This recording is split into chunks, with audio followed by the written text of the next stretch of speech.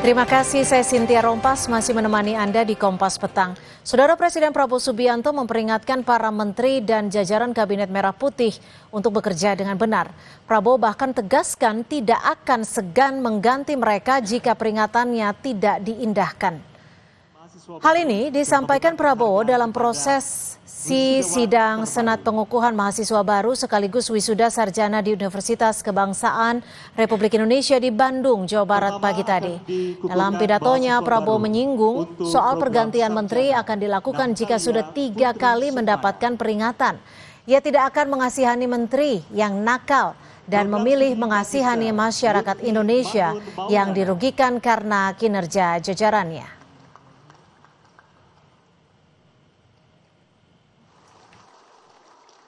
Boleh tanya menteri-menteri dan anak buah saya, kadang-kadang mereka minta, kami punya anggaran ini Pak, berapa kau butuh?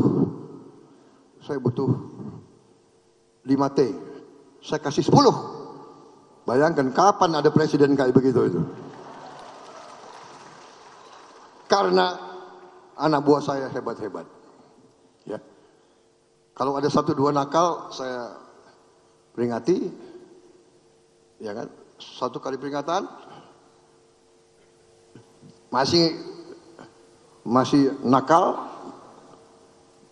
masih nggak mau dengar, 2 kali peringatan, 3 kali apa boleh buat? Reshuffle, harus diganti. Karena demi negara, bangsa dan rakyat tidak boleh ada rasa kasihan. Yang kasihan rakyat Indonesia.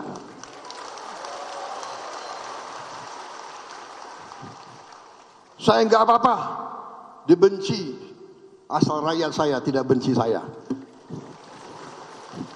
Kalau saya dibenci oleh maling-maling, koruptor, manipulator, penipu-penipu yang serakah, nggak apa-apa, nggak ada urusan. Saya dikasih peringatan, Pak, hati-hati loh Pak. Mereka uangnya banyak. Mereka bisa bayar demo, nggak ada urusan. Yang penting rakyat Indonesia mendukung saya tidak ragu-ragu. Prabowo Subianto tercatat sudah 4 kali melakukan reshuffle kabinet, diantaranya pada 19 Februari 2025, 8 September 2025, dan 17 September 2025. Pada reshuffle kedua, Menko Polkam dan Menpora dicopot. Menkyu Sri Mulyani diganti dengan Purbaya Yudi Sadewa, Menteri Perlindungan Pekerja Migran Indonesia Abdul Qadir Karding diganti dengan Mukhtarudin. Menteri Koperasi Budi Ari Setiadi diganti dengan Ferry Juliantono. Dan pada reshuffle ketiga, Presiden mengumumkan 2 nama menteri baru, yakni Menko Polkam Jamari Chaniago dan Menpora Erick Thohir. Reshuffle kabinet terakhir, Presiden Prabowo menambah 2 wakil Mendagri. Lalu apa poin penting di balik pernyataan Prabowo yang tidak segan mengganti menteri jika peringatan tidak diindahkan sebanyak 3 kali? Seberapa penting poin yang disampaikan Presiden? Atau apakah ada menteri yang memang sulit diperingatkan?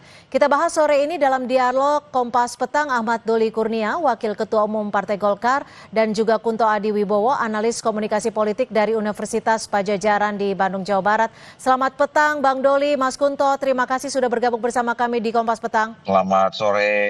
Assalamualaikum warahmatullahi wabarakatuh. Waalaikumsalam. Saya ke Mas Kunto dulu. Mas Kunto, bagaimana Anda bisa membaca dari gaya komunikasi Presiden kita nih? Apakah ini hanya sekedar bentuk ketegasan ala Pak Prabowo? Apakah ini bentuk sinyal politik atau strategi simbolik saja? Atau ada hal lain menurut Anda? Ya Mbak Cynthia, kalau menurut saya menarik untuk melihat bagaimana kemarin 100 hari pemerintahan Pak Prabowo di bulan Februari, Pak Prabowo pun juga menyampaikan ancaman atau teguran. Jadi menteri tak mau kerja untuk rakyat siap-siap di reshuffle, misalnya itu bulan Februari. Lalu kemudian tidak lama dari itu sekitar 3 pekan, di akhir Februari, Pak Prabowo juga menyampaikan menteri yang tak kuat kerja boleh mundur. Gitu. Ya.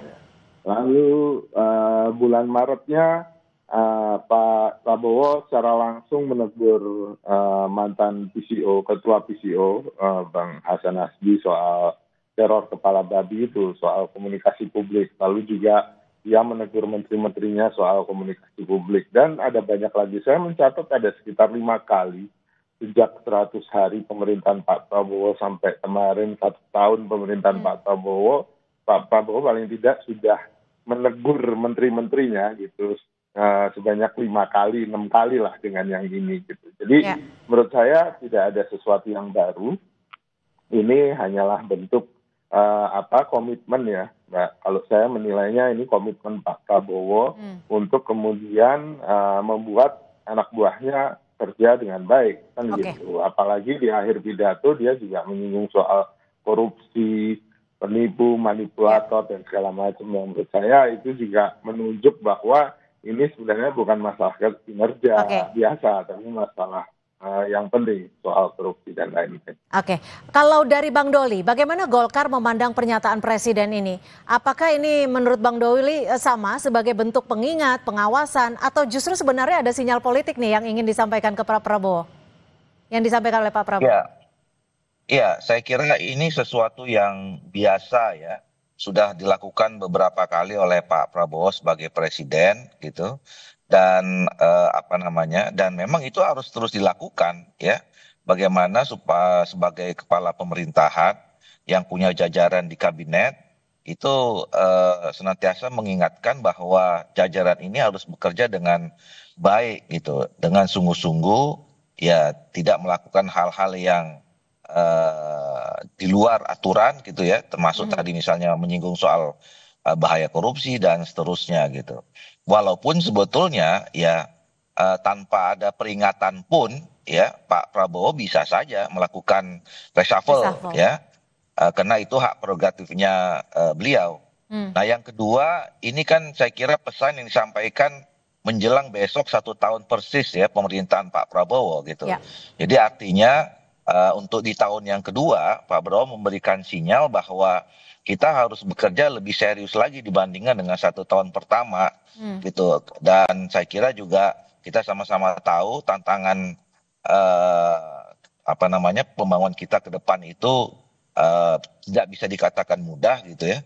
Maka kemudian harus juga terus didorong, dimotivasi ya seluruh jajaran pemerintahan Pak Prabowo ini harus lebih serius, harus lebih sungguh-sungguh gitu. Tapi ini kalau dari catatan kan jumlah kader Golkar yang ada di kabinet termasuk yang paling banyak. Dari wakil menteri-menterinya, pernah tidak ada teguran dari Pak Prabowo? Ya, saya tidak tahu persis ya, karena kan kalau misalnya pun dilakukan teguran itu kan langsung ke personal. Kami kan sebagai sebuah partai politik itu alhamdulillah ya Pak Prabowo sebagai presiden memberikan kepercayaan ada 8 kader kami termasuk ketua umum kami ya yang masuk di jalan sebagai menteri, kemudian ada 3 wakil menteri gitu ya, 1 ada kepala Lemhanas. Nah sejauh ini kan memang komunikasi itu intensif ya, terutama ketua umum kami juga sering berkomunikasi dengan Pak Prabowo itu baik sebagai menteri maupun juga mungkin sesama koalisi pendukung pemerintah, partai politik pendukung pemerintah. Nah saya kira kalaupun ada hal-hal selama ini dikatakanlah mungkin dalam rangka untuk mendorong, memotivasi,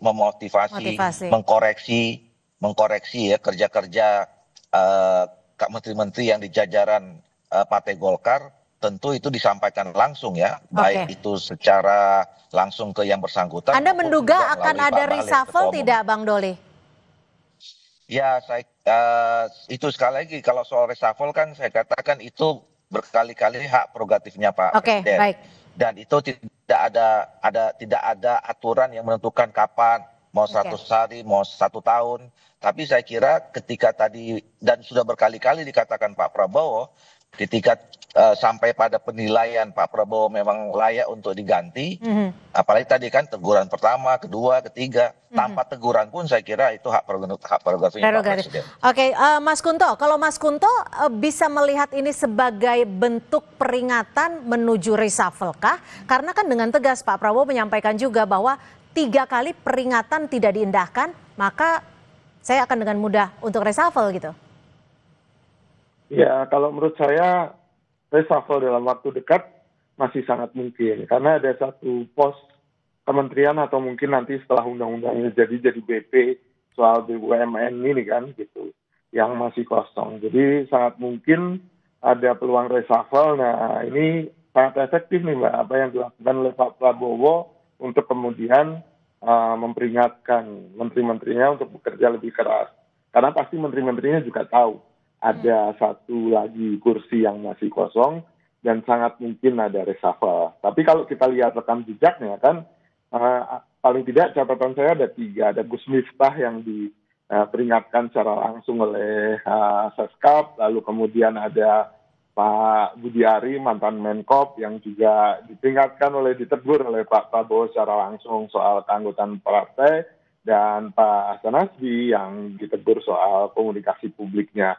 Jadi 3 itu yang sudah ditegur dan jelas reshuffle. Sementara ada juga yang di reshuffle tapi nggak ditegur di publik kan gitu. Itu yang juga menurut saya kita harus tidak langsung menyimpulkan bahwa setiap teguran akan berujung reshuffle, atau bahkan kalaupun tidak ditegur akan aman-aman aja gitu. Itu kalau dari sisi data kemarin nggak bilang begitu Pak Prabowo. Oke, Bang Doli, kalau pesan 3 kali peringatan ini menjadi concern tidak bagi Partai Golkar dengan jumlah kader yang bisa dikatakan paling banyak di Kabinet Merah Putih? Tapi dibahasnya usai jeda, tetap bersama kami di Kompas Petang.